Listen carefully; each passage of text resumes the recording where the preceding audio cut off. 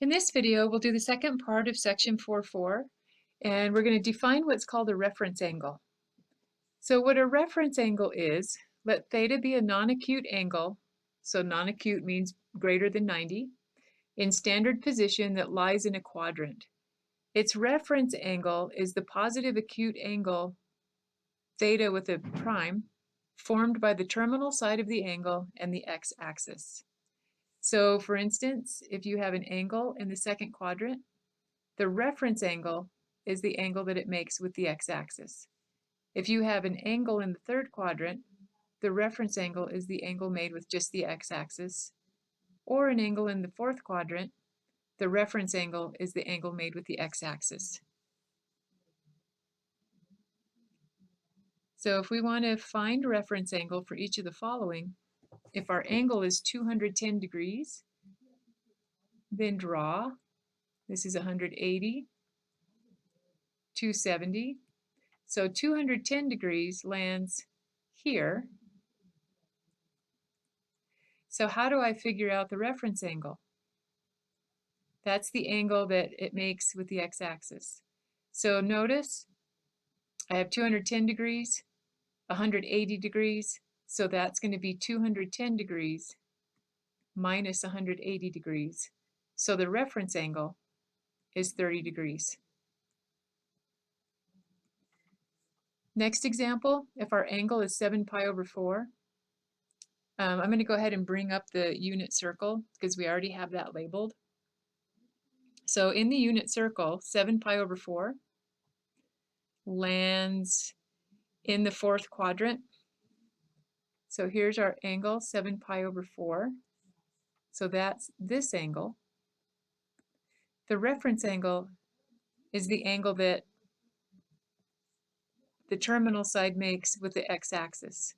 So to find that angle all the way around is 2 pi, and then I've gone around 7 pi over 4. So we're going to take 2 pi minus 7 pi over 4, common denominator, that's 8 pi over 4 minus 7 pi over 4. So the reference angle is pi over 4.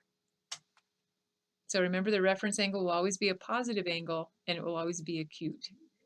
So for 7 pi over 4, the reference angle is pi over 4. Next one, our angle of negative 240 degrees. So now I'm rotating around the other direction. So I rotate this way, there's 90, 180, negative 270 would be up here, so negative 240 lands somewhere in the second quadrant. And again, the reference angle is the angle that I make with the x-axis. It's not coterminal, it's a reference angle. So what's this positive reference angle? Well, I need this piece right here. So I'm going to take 180 degrees. Well, let's see. Negative 240. Right here would be a negative 180. It would take me another negative 60 to get up here. So this reference angle with the positive x-axis is 60 degrees. And a way to find that, there's a couple different ways you can think about that, but if you get all the way to 270, that would be another 30 degrees, and then there's 60 degrees left here.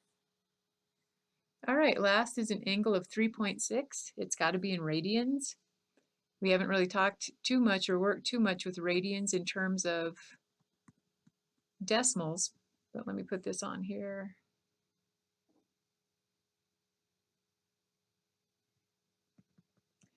So pi we know is about 3.14.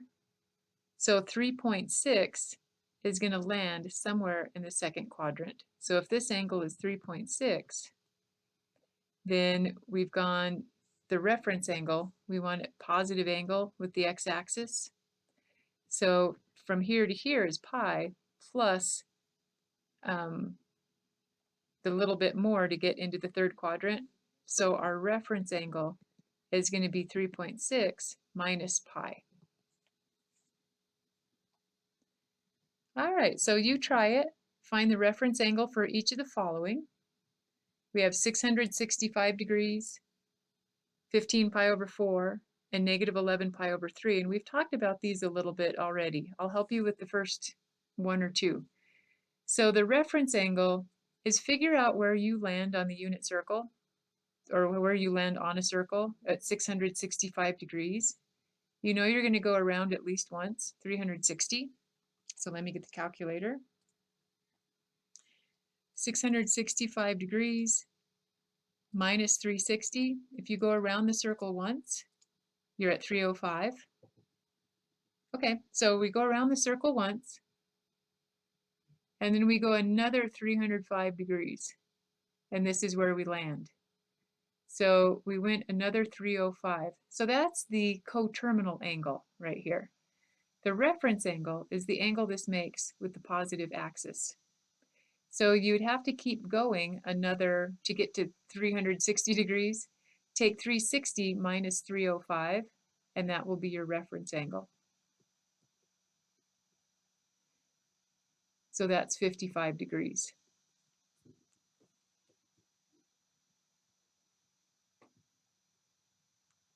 All right, and then once you do that with the next, well, I'll do part B, 15 pi over 4, because we have a hard time with radians, right?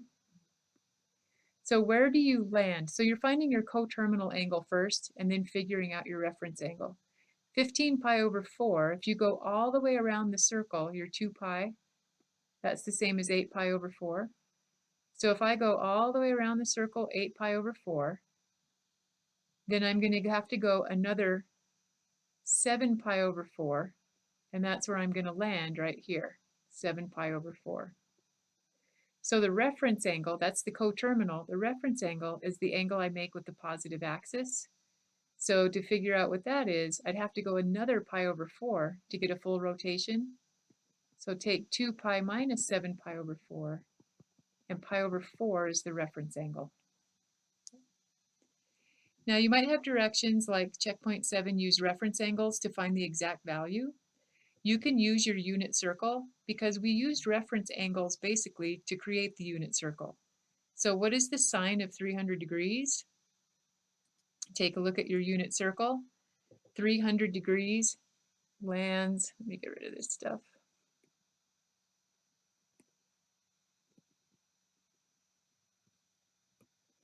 (300 degrees) lands here. The reference angle they're talking about is this 60-degree angle. And notice that the 60-degree angle and this angle, 1/2 negative square root of 3 over 2, they have the same sine and cosine. They're just off by a sign, okay? So 300 degrees, if we want the sine of 300 degrees, it's going to be the same as the sine of 60 degrees, except it's in the third quadrant, or fourth quadrant, so it's going to be negative. So I think it's just easier to think about it using the unit circle. So the sine of 300 degrees, take a look at your unit circle. Sine of 300 degrees is the y-coordinate, negative square root of 3 over 2.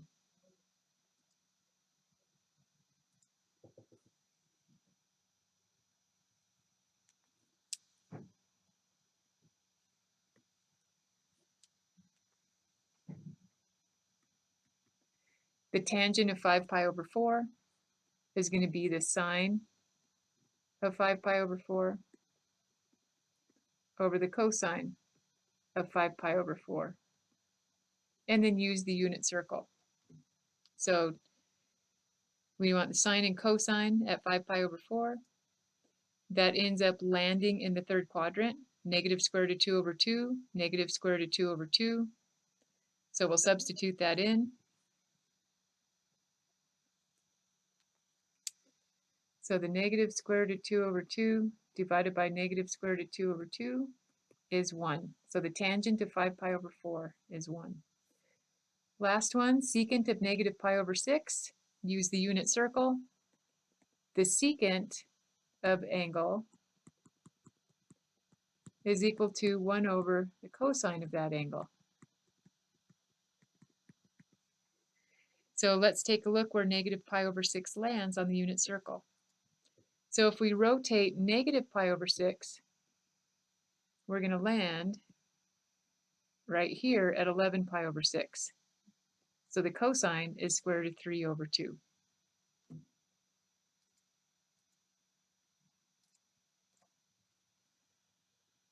So 1 over the square root of 3 over 2.